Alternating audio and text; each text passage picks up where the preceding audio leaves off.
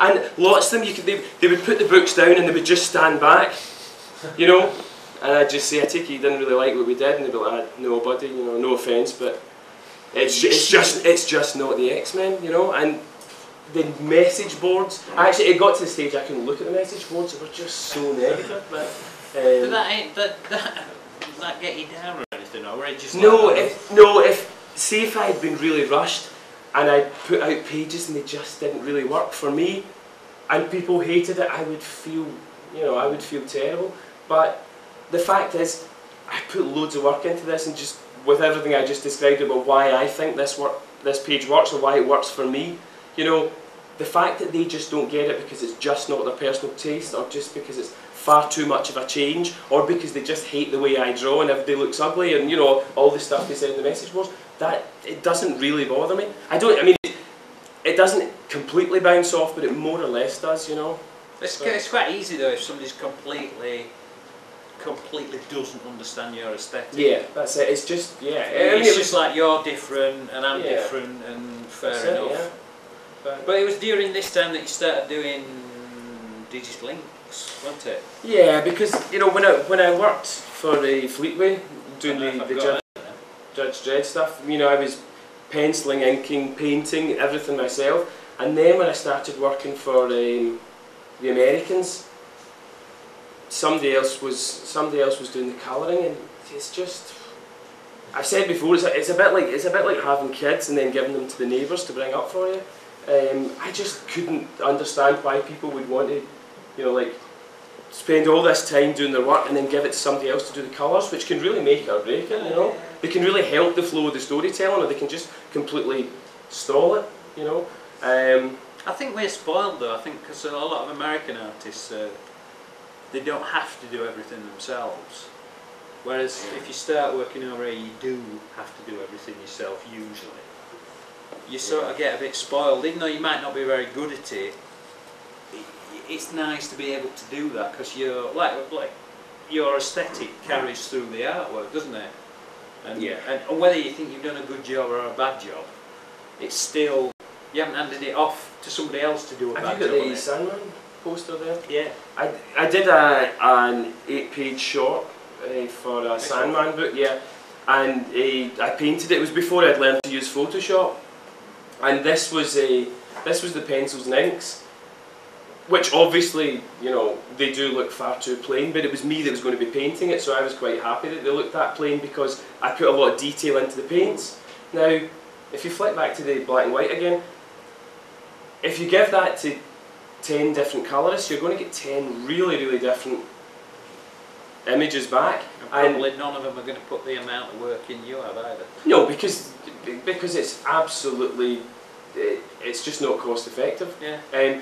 I did this because, I just leave the coloured one on there. I did this because for all the years I've been working at DC, they would never let me paint covers, they would never let me colour covers, they would never, you know, they always had to be given to a professional. Why is that? Did they give a reason? Yeah, because, well, they usually made excuses about time and stuff like that, but basically what it came down to is they wanted a professional colourist to colour the stuff, and they knew that, yeah, I used to colour stuff 10 years ago when I worked for that comic over in London, you know, but they didn't want these dull wishy-washy colours. Well, they didn't know anyway, because, you know, it was just that way. I'd been away from colouring for too long, so they'd best give it to somebody that knew what they were doing. And I took on this job to do this 8-page story in a Sandman book, and I had the opportunity to paint it, and it was just, it was normal vertigo rates, which are pretty low, and these pages took me a long, I mean, basically these took me a week per page, working really long hours, and you know, for a really low page rate. And the reason I did it was because I had been so long away from colouring things that I really wanted to do a few pages, and this was a really short story. And I'd read all of Neil Sandman's stuff anyway, so it was, you know, it was an honour to be invited. It was actually, do you know, it was Mobius that was supposed to be doing this strip, And he said of course he would do it, you know, he would love to, and then being Mobius, he went on holiday. Yeah, he never got back to them because he had something else to do. But so they needed to find somebody else, and they asked me, and I, you know, they said, you know, who did I want to colour it? And I said, can I colour it myself? And they said, well, you know, it's just the vertical colouring rate, which was really pretty low, and I wanted to paint it. These are the roughs that I sent in. This is a book that's the Book of Destiny. That's got everything in it. Forget about that. Yeah. But yeah, the reason I wanted to do this was I was so sick of other people colouring my work. And I mean, Laura Dupuy, she was then, coloured Earth 2. It was just gorgeous, but I mean, it's not like I hate everybody else colouring my work. There's always a lot of stuff that I just don't like, and there's always a lot of stuff that I need to put in more detail in the inks, simply because colourists naturally, they're not going to go in and actually basically draw with shadows. You know, they're not paid to do that, and I wasn't paid to do it in this. But actually skilled enough to do that either. Well, that's me. Yeah, and it's a different thing altogether. Yeah. Anyway. But yeah, so I did this, and you know, purely because I wanted something that. Here was a page that was just me. Everything that you see on the page was me. There wasn't somebody else inking it. There wasn't somebody else colouring it. And then after that, ever since then, I've been allowed to colour covers if I want. But you know, what's interesting about this as well, though, from a storytelling point of view, you didn't do frames or anything. It's a completely different storytelling approach. Well, every page was a two panel page, and every page was described as like the big shot and the inset. And so you just combined them. Yeah, and sometimes like with this, you know, I just had Destiny's face coming out of the shadowed shape of his hood. And if you go back to the one with in the hall, that one, yeah, just with mucking about with the thumbnail roughs, you know, I had you've got the 7 portraits of the 7 siblings. One of them's a mirror because it's actually Destiny's house or whatever it is that he's in. So he's actually seen in the mirror. One of them's covered up because he's away missing.